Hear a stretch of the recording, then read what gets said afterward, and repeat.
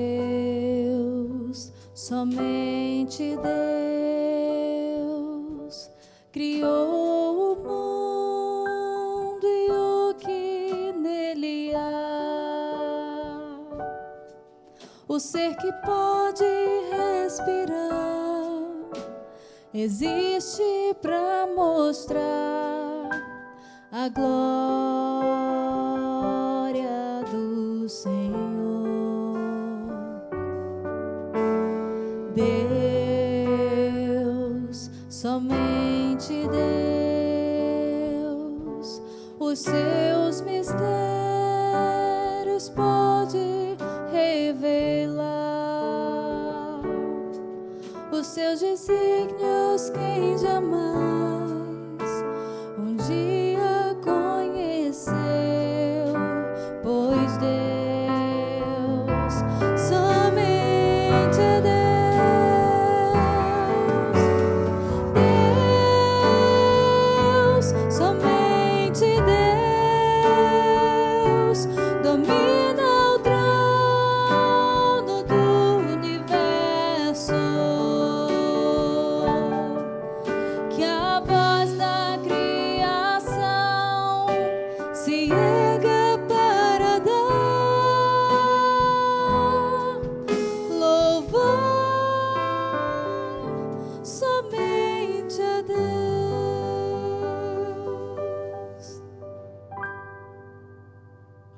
Boa noite, irmãos. Graças a Deus que nos dá a vitória por nosso Senhor e Salvador Jesus Cristo. Que bom que você pode nos receber aí no seu lar e juntos louvarmos e bendizermos ao nome do Senhor nosso Deus. Deus é o nosso refúgio e fortaleza, socorro bem presente na hora da angústia. Confia nisso, irmãos, esta é a promessa do Senhor para a nossa vida. Vamos louvar ao Senhor com o cântico que fala sobre isso. Deus é o nosso refúgio.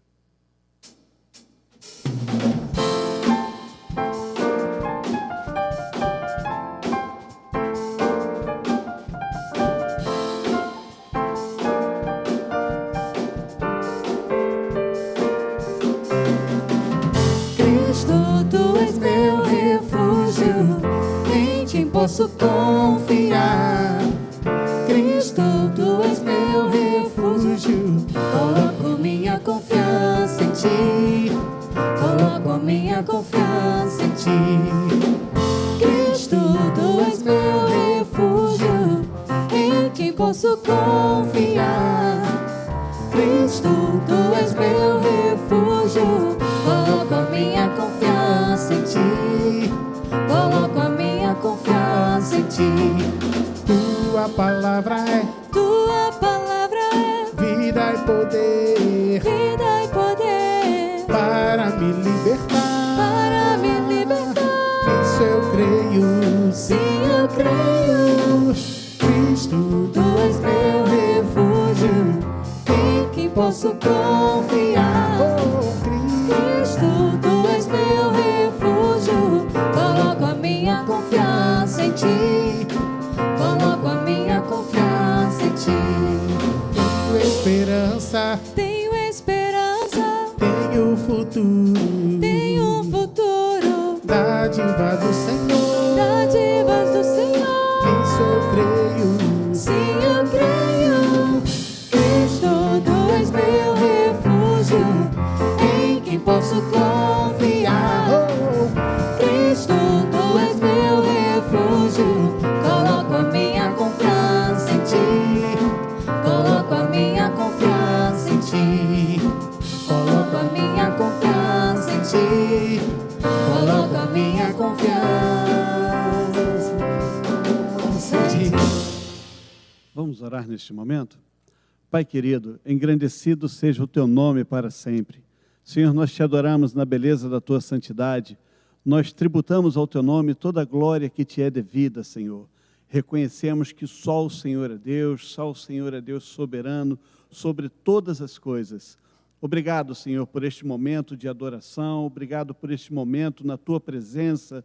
Obrigado pelo teu povo, Senhor, que está cada um na sua casa, mas louvando a Ti, adorando ao Senhor na beleza da Tua santidade.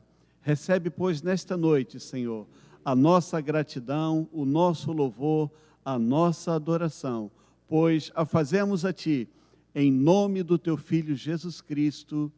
Amém. O salmista nos convida a confiar no Senhor em todo o tempo, porque Ele cuida de nós. Confia no Senhor de todo o teu coração.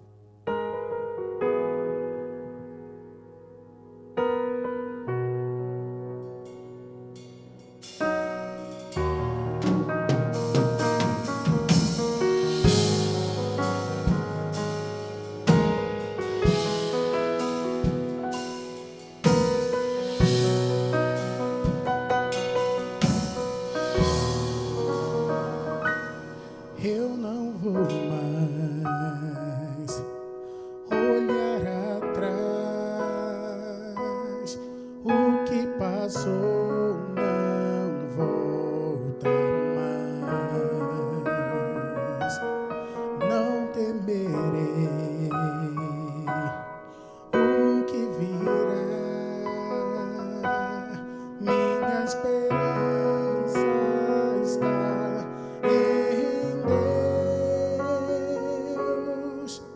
Cada lágrima que chorei, cada sonho que perdi, coloco aos teus pés.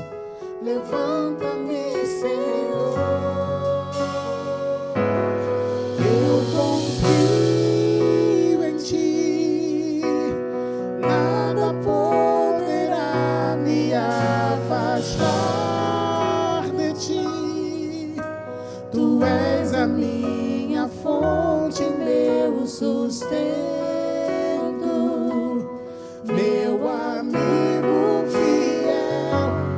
Eu confio em Ti, nada poderá me afastar de Ti. Em todo tempo eu sei que estás comigo, meu amigo fiel.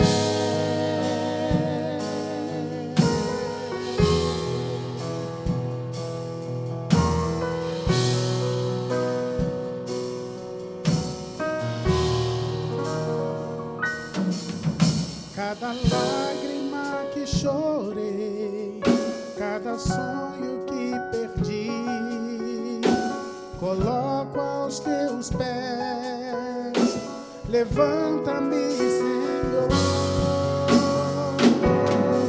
Eu confio em Ti, nada poderá me afastar de Ti. Tu és a minha fonte, meu sustento, meu amigo fiel. Eu confio em Ti, nada poderá me afastar de Ti. Em todo tempo eu sei que estás comigo, meu amigo fiel.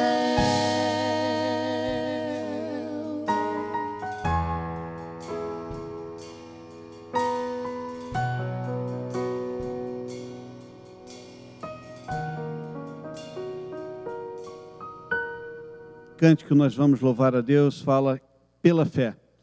E é pela fé que nós avançamos, é pela fé que nós vencemos, é pela fé que o Senhor nos dá a vitória. A palavra de Deus nos ensina que sem fé é impossível agradar ao Senhor. Então que Deus nesta noite esteja visitando a sua vida e fortalecendo a tua fé.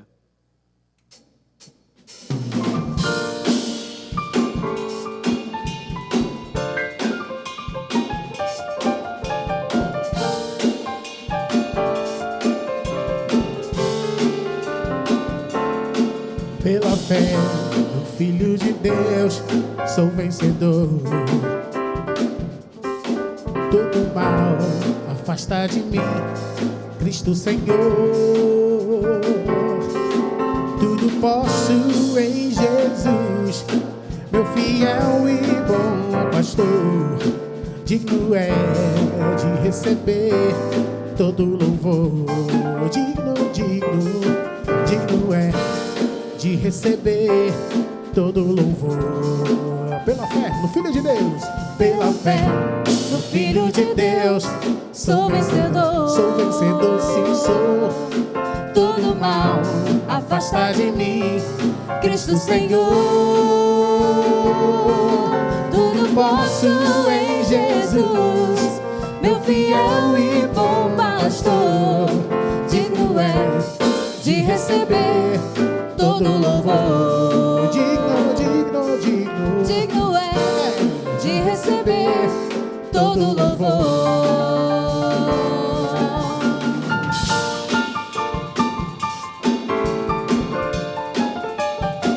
De graça em graça, de glória em glória, eu vivo pela fé que me sustenta e me aproxima do Senhor.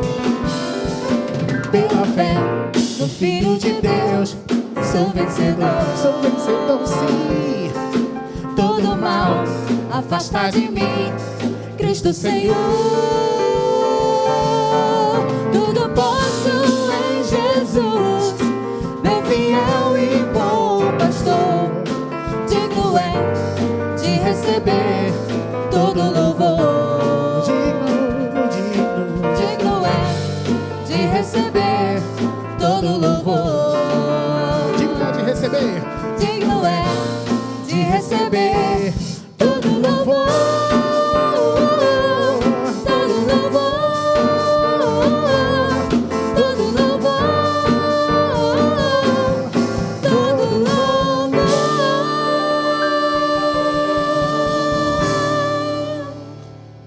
Esse último cântico desta noite, ele fala da pedra espiritual.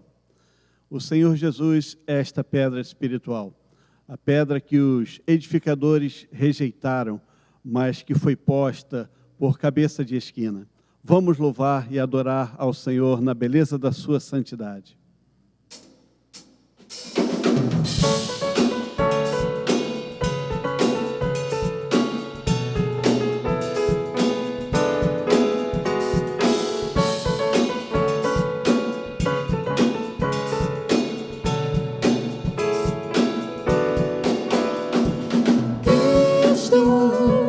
Cristo, tu és o Cristo, Jesus, Cristo, tu és o Cristo, Jesus, o Filho de Deus, a pedra espiritual, sabedoria e poder, justiça e redenção, o bom tesouro do céu, manancial de amor, a fonte de salvação, de graça e vida eterna. Cristo, tu és o Cristo, Jesus, o Cristo, tu és o Cristo, Jesus, o Filho de Deus, a pedra espiritual, sabedoria e poder, justiça e redenção, o bom tesouro do céu, manancial de amor, a fonte de salvação, de graça e vida eterna. O Pai te coroou, sim, o Pai te exaltou, com o nome sobre todo nome, para que todos os joelhos se dobrem, para que toda língua confesse que tu és Jesus Cristo, Senhor. o Pai te coroou. O Pai te coroou, sim, o Pai te exaltou, com o nome sobre todo nome, para que todos os joelhos se dobrem, para que toda língua confesse que tu és Jesus Cristo, Senhor. Que tu és Jesus Cristo, Senhor. Que tu és Jesus Cristo, Senhor. Senhor, nós agradecemos porque nesta noite nós podemos ouvir a Tua palavra através do Teu servo. Pedimos que essa palavra tome assento em cada coração, Pai, e que o Teu nome seja glorificado. Em nome de Jesus Cristo, Teu Filho. Amém, Senhor. Boa noite, meus irmãos. Estamos aqui mais uma vez para dividir a palavra do Senhor. Desejo que o Senhor fale ao seu coração, como já falou ao meu, num texto que para mim é muito especial. É a leitura de Juízes, capítulo 16, versos de 1 a 31. Ouçamos a leitura. Sansão foi a Gaza e viu ali uma prostituta e coabitou com ela. Foi dito aos gazitas: Sansão chegou aqui. Cercamo-no, pois, e toda a noite esperaram às escondidas na porta da cidade, e toda a noite estiveram em silêncio, pois diziam: esperaremos até o raiar do dia, então daremos cabo dele. Porém Sansão esteve deitado até a meia-noite, e então se levantou e pegou ambas as folhas da porta da cidade com suas ombreiras, e juntamente com a tranca as tomou, pondo-as sobre os ombros, e levou-as para cima, até ao cimo do monte que olha para Hebrom. Depois disso aconteceu que afeiçoou a uma mulher do vale de Soreque, a qual se chamava Dalila. Então os príncipes dos filisteus subiram a ela e lhe disseram: persuade-o e vê que consiste a sua grande força e com que poderíamos dominá-lo e amarrá-lo, para assim o subjugarmos, e te daremos cada um 1.100 siclos de prata. Disse, pois, Dalila a Sansão: declara-me, peço-te, que consiste a tua grande força e com que poderias ser amarrado para te poderes subjugar. Respondeu-lhe Sansão: se me amarrarem com 7 tendões frescos, ainda não secos, então me enfraquecerei e serei como qualquer outro homem. Os príncipes dos filisteus trouxeram a Dalila 7 tendões frescos que ainda não estavam secos, e com os tendões ela o amarrou. Tinha ela no seu quarto interior homens escondidos. Então ela lhe disse: os filisteus vêm sobre ti, Sansão. Quebrou ele os tendões, como se quebra o fio da estopa chamuscada. Assim não soube em que lhe consistia a força. Disse Dalila a Sansão: eis que zombaste de mim e me disseste mentiras. Ora, declara-me agora com que poderias ser amarrado. E ele me disse: se me amarrarem bem com cordas novas, com que se não tenha feito obra nenhuma, então me enfraquecerei e serei como qualquer outro homem. Dalila tomou cordas novas e o amarrou e disse-lhe: os filisteus vêm sobre ti, Sansão. Tinha ela no seu quarto interior homens escondidos. Ele as rebentou de seus braços como um fio. Disse Dalila a Sansão: até agora tens zombado de mim e me tens dito mentiras. Declara-me, pois, agora, com que poderias ser amarrado? E ele lhe respondeu: se teceres as 7 tranças da minha cabeça com a urdidura da teia, e se a firmares com pino de tear, então me enfraquecerei, e serei como qualquer outro homem. Enquanto ele dormia, tomou ela as 7 tranças e a teceu, e com a urdidura da teia, e as fixou com um pino de tear, e disse-lhe: os filisteus vêm sobre ti, Sansão. Então despertou o seu sono e arrancou o pino e a urdidura da teia. Então ela lhe disse: como dizes que me ama, se não está comigo o teu coração? Já 3 vezes zombaste de mim, e ainda não me declarastes em que consiste a tua grande força. Importunando ela todos os dias com as suas palavras e molestando-o, apoderou-se da alma dele uma impaciência de matar. Descobriu-lhe todo o coração e lhe disse: nunca subiu navalha à minha cabeça, porque sou nazireu de Deus desde o ventre da minha mãe. Se vier a ser rapado, ir-se-á de mim a minha força, e me enfraquecerei, e serei como qualquer outro homem. Vendo, pois, Dalila que já lhe descobrira todo o coração, mandou chamar os príncipes dos filisteus, dizendo: subi mais esta vez, porque agora me descobriu ele todo o coração. Então os príncipes dos filisteus subiram a ter com ela e trouxeram com eles o dinheiro. Então Dalila fez dormir Sansão nos joelhos dela, e tendo chamado um homem, mandou raspar-lhe as 7 tranças da cabeça. Passou ela a subjugá-lo e retirou-se dele a sua força. E disse ela: os filisteus vêm sobre ti, Sansão. Tendo ele despertado do seu sono, disse consigo mesmo: sairei ainda esta vez como dantes e se me livrarei, porque ele não sabia ainda que já o Senhor se tinha retirado dele.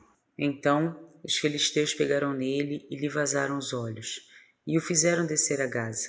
Amarraram-no com 2 cadeias de bronze e virava um moinho no cárcere. E o cabelo da sua cabeça, logo após ser rapado, começou a crescer de novo. Então os príncipes dos filisteus se ajuntaram para oferecer grande sacrifício a seu deus Dagom e para se alegrarem, e diziam: nosso Deus nos entregou nas mãos de Sansão, nosso inimigo. Vendo o povo, louvava o seu Deus, porque diziam: nosso Deus nos entregou nas mãos do nosso inimigo, e o que destruía nossa terra, e o que multiplicava os nossos mortos. Alegrando-se-lhes o coração, disseram: mandai vir Sansão, para que nos divirta. Trouxeram Sansão do cárcere, o qual os divertia. Quando o fizeram estar em pé entre as colunas, disse Sansão ao moço que o tinha pela mão: deixa-me para que apalpe as colunas em que se sustém a casa, para que me encoste a elas. Ora, a casa estava cheia de homens e mulheres, e também ali estavam todos os príncipes dos filisteus, e sobre o teto havia uns 3.000 homens e mulheres que olhavam enquanto Sansão os divertia. Sansão clamou ao Senhor e disse: Senhor Deus, peço-te que lembres de mim e dá-me força só esta vez. Ó Deus, para que me vingue dos filisteus, ao menos por um dos meus olhos. Abraçou-se, pois, Sansão com as 2 colunas ao meio, em que se sustinha a casa, e fez força sobre elas com a mão direita em uma e com a esquerda na outra. E disse: morra eu com os filisteus. Inclinou-se com força, e a casa caiu sobre os príncipes e sobre todo o povo que nela estava. E foram mais os que matou na sua morte do que os que mataram na sua vida. Então seus irmãos desceram, e toda a casa de seu pai. Tomaram-no, subiram com ele, e sepultaram entre Zorá e Estaol, no sepulcro de Manoá, seu pai. Julgou ele a Israel 20 anos. Amém. Esse é um drama bíblico, né? Um dessas tragédias de amor que a Bíblia não só nega detalhes para o seu povo, para que o seu povo aprenda com os acertos e com os erros. E uma boa tragédia, um bom drama, começa na família. E a história de Sansão é uma história que começa no seu núcleo familiar com um problema, que a mãe dele não pode engravidar. Eles recebem a promessa que ela engravidaria e que o seu filho seria muito importante para Israel. E a promessa se cumpre, ela engravida e nasce Sansão, um homem que, além de dominar Israel como juiz, porque esse é um tempo onde os juízes dominam, ele é um homem muito forte. Então ele é nazireu, porque fruto desse milagre que foi o fato da sua mãe ser estéril. Então ele não podia beber, não podia tocar em coisa cadáver, coisa morta, lidar com sangue, e também não podia cortar o cabelo. O texto fala que não podia passar navalha sobre a sua cabeça. E Sansão vencia exércitos. Era um homem com a capacidade fenomenal, mas era um homem cheio de pontos fracos. Um homem de muita força, mas um homem com muitos pontos fracos. Se ele cortasse o cabelo, perderia a força. Mas eu acho que o principal ponto fraco não era nem o cabelo. Se eu fosse dizer para dividir com os irmãos, o ponto mais fraco de Sansão eram as suas emoções. Um homem que sempre colocou a emoção antes da razão e a emoção antes da fé. Se você é um desses, se seu filho é um desses que coloca a emoção antes da razão em quase tudo que faz, eu lhe convido a prestar atenção no que a palavra tem para te dizer. Quais foram os erros de Sansão? O primeiro erro, Sansão, ele não era guiado por princípios, ele era guiado por desejos. E as pessoas não podem ser guiadas por desejos. Nós que cremos, ele então que é um juiz, que guia Israel, ele não pode ser governado pelos seus desejos. Ele tem que ser governado por princípios. Ele propõe um casamento com a mulher da linhagem dos filisteus. Veja no 14, 2 e 3. 2, aqui. Vi uma mulher em Timenade das filhas dos filisteus, tomai-a por mulher. Você está conversando com o pai. Vê o verso 3. E disse Sansão: tomai-me esta, porque ela agrada aos meus olhos. Verso 7. E ela agradou os olhos de Sansão. Então ele começa, a gente vai apresentar aqui uma sequência de erros.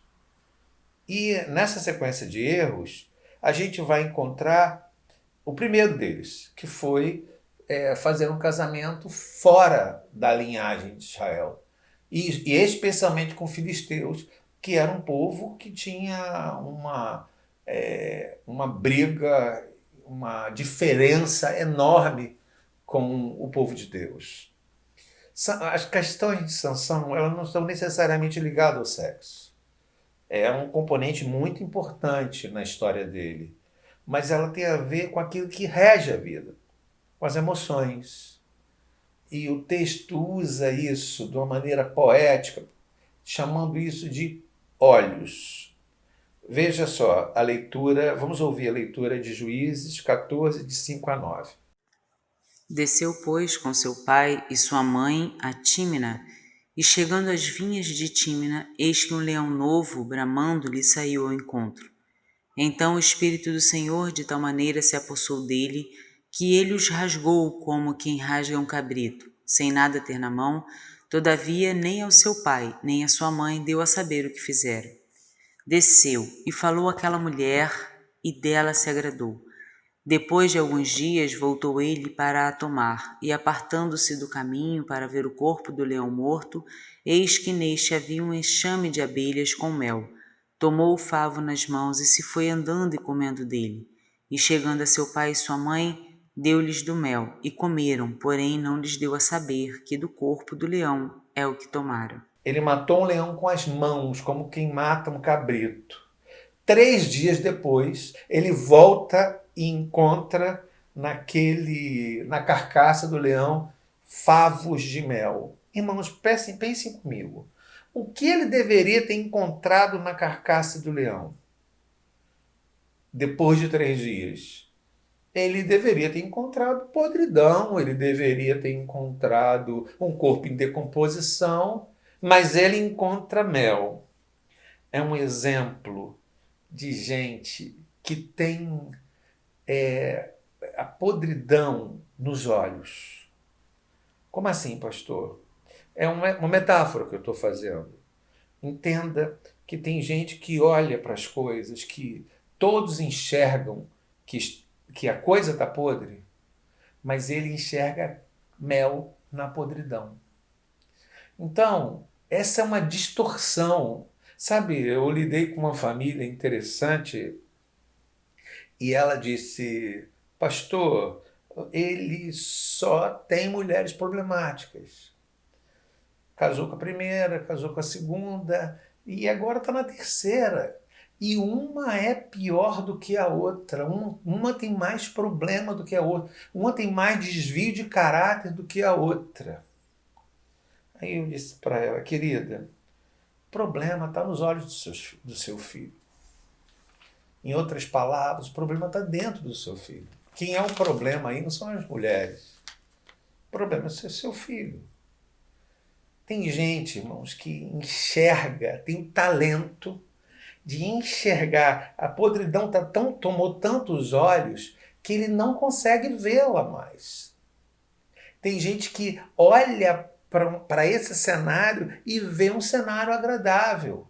Olha para uma pessoa que você sabe que vai ser péssima para a relação, uma pessoa que vai trazer muitos problemas, mas ele enxerga naquela pessoa justamente a pessoa ideal, a pessoa melhor do mundo, um desafio. Pessoas assim que enxergam mel na podridão são pessoas que sempre encontram em outras pessoas de caráter frágil um desafio. Eu vou contar uma ilustração para vocês. Era uma vez um grupo de peixes que moravam num lago, um riozinho, um córrego. E eles, enfadados da vida que levavam, foram seduzidos para conhecer o outro lado do morro. A garça, esperta e sagaz, diz para eles: eu levo vocês lá. Lá nós tem um lago azul e cheio de coisas pequenas que os peixes gostam de comer.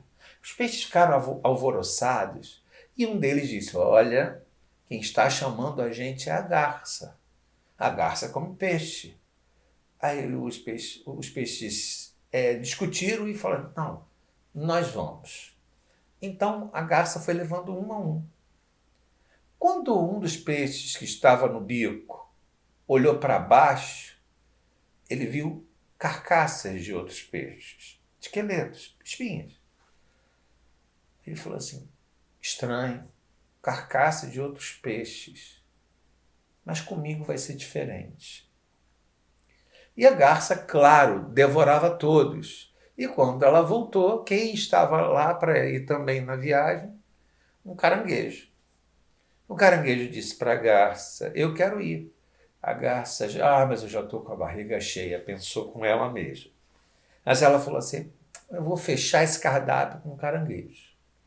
Quando ela está no alto, que o caranguejo enxerga as carcaças dos peixes embaixo, o caranguejo pega a sua pinça e atraca lá no pescoço da garça. Aí a garça diz: vamos cair os dois, se você não soltar o meu pescoço. Aí o caranguejo disse para ela: vamos cair os dois. Então a garça sacode seu dorso e o caranguejo cai lá embaixo. Ele volta com uma das suas pinças quebradas, com seu casco partido, sua carapaça partida, e quando chega, conta para os peixes o que ele viu.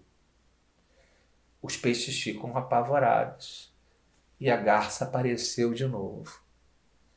Sabe o que aconteceu? Os peixes continuam fazendo fila, porque eles acham que comigo vai ser diferente. Irmãos, muitas vezes a gente encontra pessoas como Sansão, que acha que pode escolher a mulher entre os filisteus, porque com ele vai ser diferente, aquele casamento vai ser diferente. É gente que encontra podridão no meio do leão que está morto e pensa: comigo vai ser diferente. E o que é pior nisso tudo, releia aí o verso 14, 9. Comeu, deu ao seu pai e deu à sua mãe, porém não deu-lhes a conhecer que era a carcaça de um leão morto. Entendam que existem pessoas que têm o talento de, além de enxergar mel na podridão, ainda leva o problema para a família. Ainda envolve a família nesse problema. Então, primeiro, eu acho que a gente deve guardar essas imagens de Sansão. A escolha que ele faz de se unir a alguém do povo de Filisteu, apesar de toda a advertência do pai, e depois essa coisa de enxergar mel na carcaça de um leão morto. E agora ele vai para uma outra característica interessante. Ele apresenta mais um erro para a gente aprender com ele. Veja aí, verso 14, 10. Descendo, pois, fez Sansão um banquete segundo o costume dos moços. O que é isso, um banquete segundo o costume dos moços? Bem, o contexto era que os moços se reuniam e bebiam muito vinho. Sansão era proibido de beber vinho, mas ele faz um banquete segundo o costume dos moços. Ele não consegue entender que ele é um nazireu e ele não pode ter um tipo de festa ou absorver para a sua vida algumas práticas que não combinam com o nazireu. Irmãos, sabe onde eu encontro casos assim, de maneira recorrente? Em recém-casados. Gente que não entende que mudou o seu status, que não entende que não pode viver segundo o costume dos moços. Gente que mudou, agora é casado, com responsabilidade, mas ainda carregam coisas do seu estágio anterior, que era o estágio de solteiro, e vive segundo o costume dos moços. Irmãos, um abismo chama outro abismo. Agora, Sansão já parece um caminhão desgovernado. Veja aí, capítulo 16, verso 1. E foi Sansão a Gaza ao encontro de uma prostituta e deitou-se com ela. Ele já está fora de controle. E agora ele encontra mais uma, a linda Dalila, e se apaixona por ela.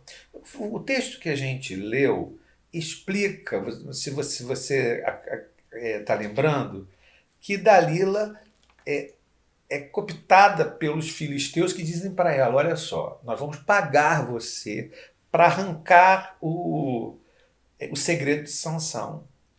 Cada um vai te dar X para você arrancar o segredo de Sansão. E Dalila topa essa tarefa imunda de trair o homem que a ama.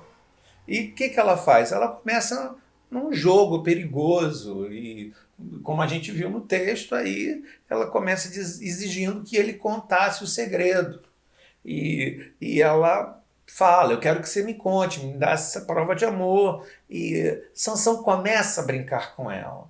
Se me amarrar de corda nova, eu perco a força. Aí ela amarra ele de corda nova.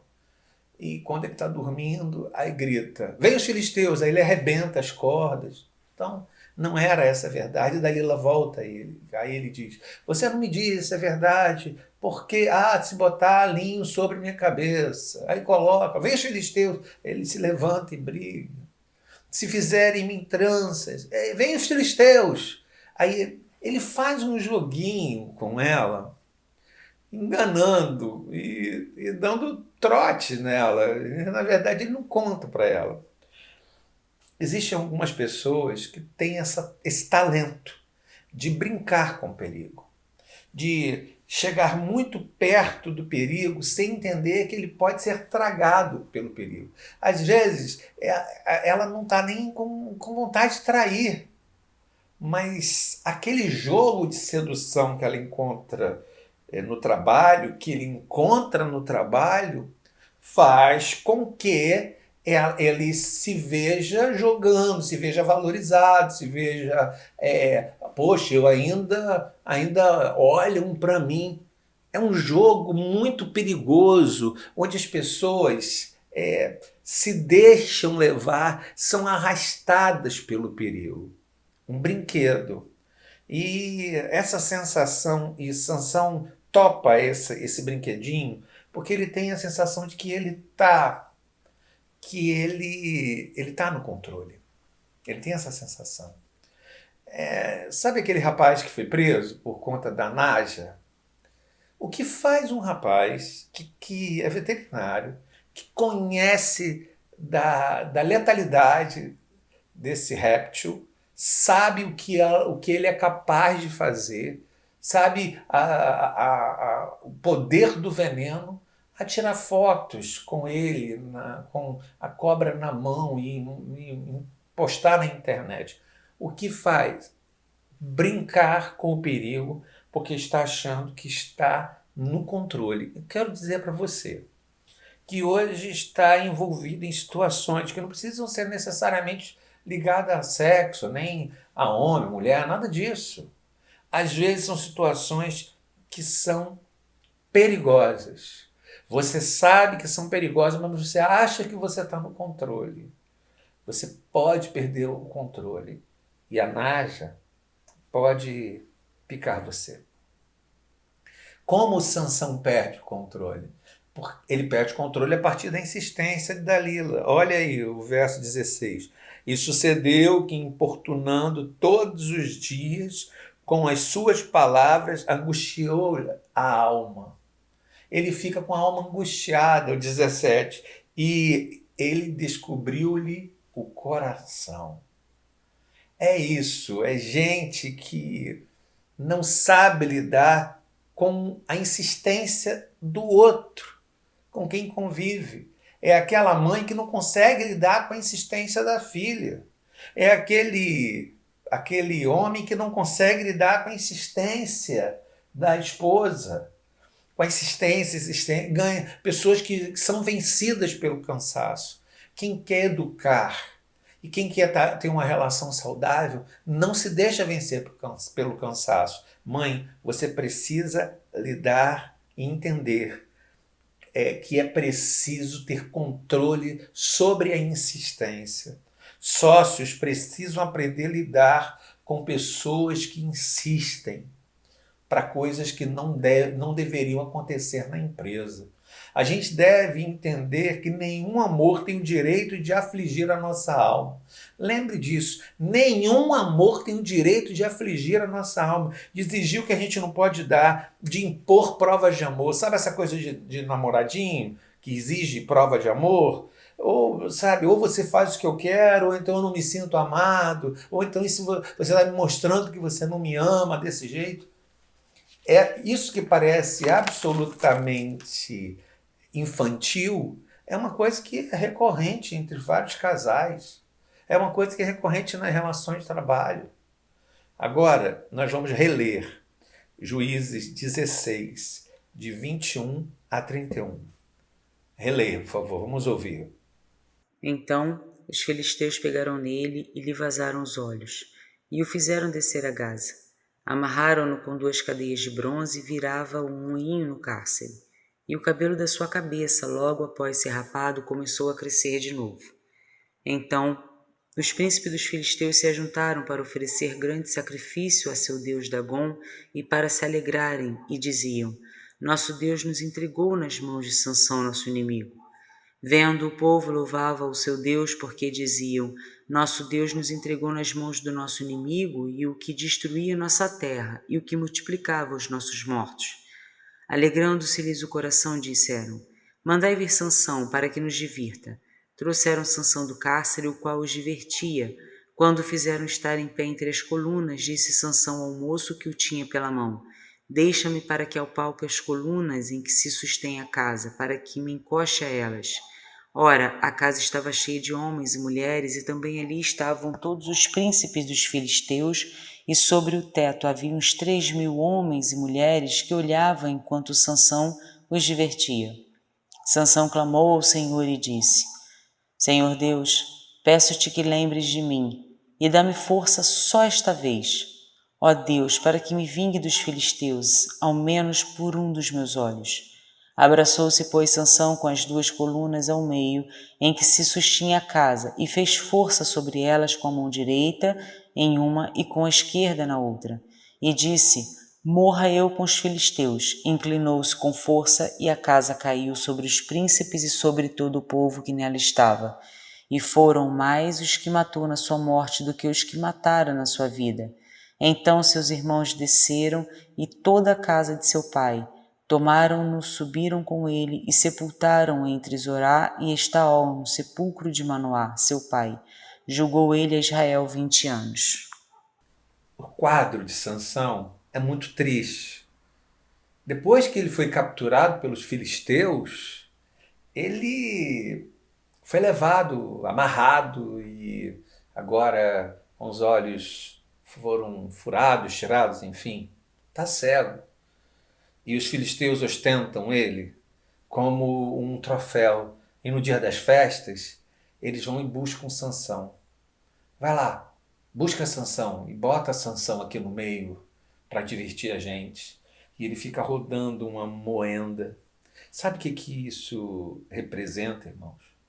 Representa que não é Sansão que está sendo exposto só. A fé que Sansão carrega no seu coração, que é conhecida pelos filisteus, está sendo envergonhada. É o Deus de Israel que é apontado como um Deus com um insucesso, que tem um juiz, que é o líder e o representante, e ele é um insucesso. Eu fico pensando que a gente reprisa isso, sabe? A gente reprisa isso nesses escândalos que a gente está vendo aí. Esses políticos que hoje pegam o evangelho e se dizem crentes e vão lá e falam e acontecem. São políticos que, não quero generalizar, mas, gente, olha para essa bancada evangélica. Veja se aquilo não parece que é um escândalo diante de Dagon, que hoje é um grupo de pessoas com os olhos furados dançando a sua moenda diante do templo de Dagon. Eu não estou generalizando. Eu só estou dizendo para você que esse tempo é um tempo onde ser evangélico está sendo muito difícil. Quando lá atrás, quando o pior momento para a igreja foi quando a igreja foi unificada e tratada como religião oficial do império. No momento onde o império se uniu à igreja e usou a igreja, e os dois estavam juntos, esse foi um momento pior para o cristianismo. E eu vejo cada vez mais esse momento, o cheiro desse leão. Cada vez a gente sente mais o cheiro desse leão quando a gente vai e olha para a ação dos evangélicos que estão no poder. Irmãos, não dá para a gente envergonhar nossa fé, envergonhar as coisas que a gente crê, envergonhar o Deus de Israel diante do templo de Dagon. E é isso que acontece com Sansão. E, para concluir, eu quero deixar algumas coisas do texto para você lembrar e levar para o seu coração. Sansão teve um pai que tentou demovê-lo das suas escolhas, mas ele não deu ouvido. E eu quero dizer para você, ouça aquelas pessoas que amam você. Sansão não escutou os conselhos e fez manobras erradas na vida. Aprenda a posicionar-se como um ungido de Deus, como um cristão, e não segundo o costume dos moços. Tenha peito para ser diferente e fazer diferença. Sansão brincou com o pecado e o pecado se alimentou dele. Ele não só se alimentou do pecado, o pecado se alimentou dele. E não esqueça que a distância entre o libertador e um escravo no templo de Dagon é muito pequena. O que faz o homem ser forte e depois o homem ser escravizado no templo de Dagon, essa distância é muito pequena. Sansão entendeu isso bem. Quem estava exposto naquela festa não era apenas Sansão. O maior fracasso da vida de Sansão não foi perder o seu cabelo cortado, foi perder a presença de Deus e não perceber que isso estava acontecendo. Isso foi um processo que terminou com o corte do cabelo, mas ele estava perdendo a presença de Deus na vida e não percebeu o que estava acontecendo. O texto de Juízes 16:28 diz: Sansão clamou ao Senhor e disse: Senhor, te peço, mais uma vez, lembra-te de mim, me dá força, Senhor, só mais uma vez. Nesse momento, Sansão está cego e numa festa gigantesca dos filisteus. E ele tem a força devolvida e consegue destruir aquela festa inteira, consegue demolir aquela festa inteira. Sansão havia se acomodado com todo um ambiente, mas na última hora, Sansão vai e pede ao Senhor: pede força ao Senhor. Então eu quero dizer para você, mesmo você estando no fundo do poço, mesmo você estando achando que essa é a última estação, mesmo que você achando que não tem mais jeito para você, entenda, não importa o ponto que você esteja, Sansão pede, clama ao Senhor e ele é atendido. E Sansão é enterrado pelo seu povo e honrando assim a luta legítima que era a luta de Israel. O que a gente leva para o coração? Irmãos, eu não tenho um final feliz para a história de Sansão, por mais que pareça heróico a sua morte. Tem coisas que quando saem do lugar não voltam. Então, não deixe as coisas tomarem a proporção que estão tomando. Recue enquanto é tempo. Reconsidere enquanto é tempo. Recomece enquanto é tempo. Não significa que as coisas vão voltar para aquele mesmo lugar onde você começou a deixar quebrar onde você deixou começar a derrubar dominó por dominó. Não significa que você vai conseguir voltar para aquele momento. Mas uma coisa é certa. Independente do ponto que você esteja, clame ao Senhor. E o Senhor vai ouvir. E o Senhor vai te dar ouvidos. E o Senhor vai na tua direção. E o Senhor vai mudar a sua história. Querendo ou não, a história de Sansão foi mudada. Não é o final que nós sonhávamos. Mas a história de Sansão foi mudada quando ele clamou ao Senhor. Você ainda não está nesse ponto.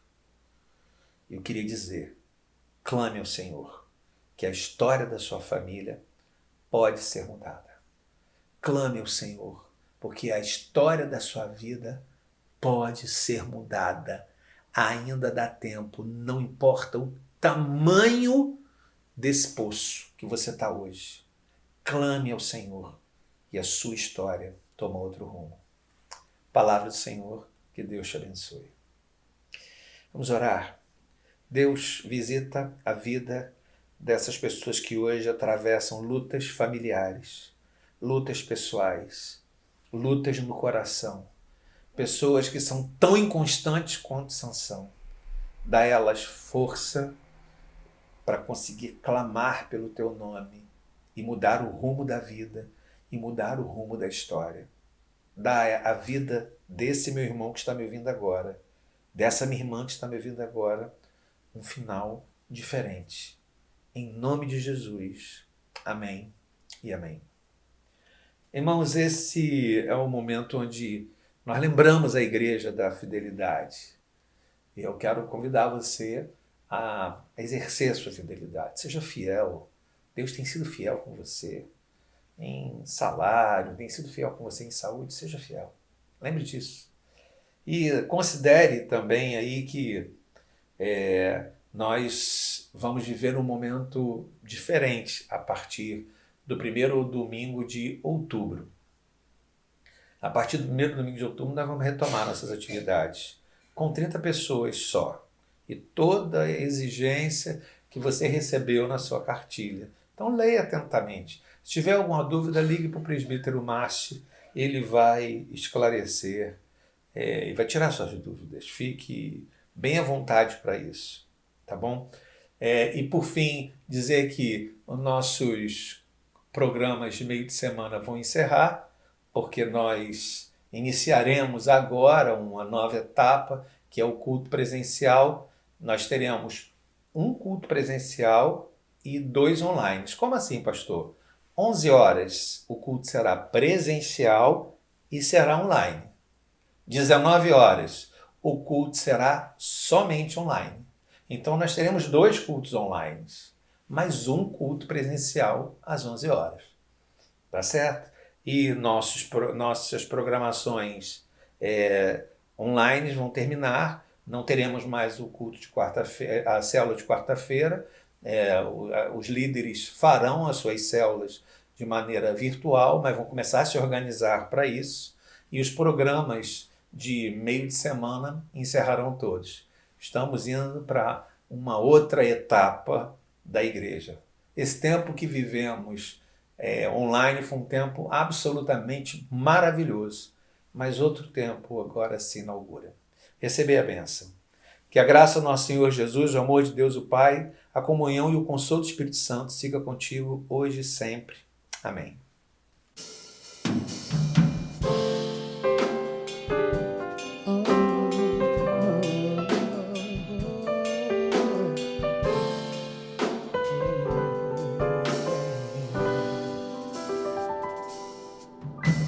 Sei que os problemas vão surgir.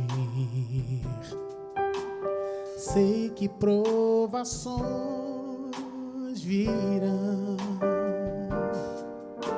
mas põe a tua fé no intercessor que é Jesus, que sempre te estende a forte mão. Sei que as muralhas do temor hão de intimidar teu ser, mas põe a tua fé no intercessor que é Jesus, e as barreiras tu irás romper. Pois não há barreiras para aquele revestido do poder que vem de Deus, destruindo todo mal e dor, e as mais altas barreiras tu irás transpor.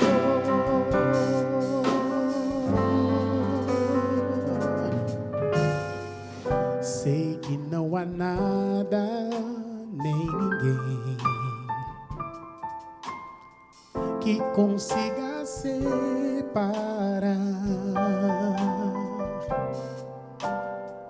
o cristão de Deus e de uma vida mais além, no céu onde os temores vão cessar. É intransponível esse amor que Jesus tem pelos seus, dando livramento em plena luta, em plena dor. Jesus é o nosso grande intercessor. Pois não há barreiras para aquele revestido do poder que vem de Deus, destruindo todo mal e dor, e as mais altas barreiras tu irás transpor. Pois não há barreiras para aquele revestido do poder que vem de Deus, destruindo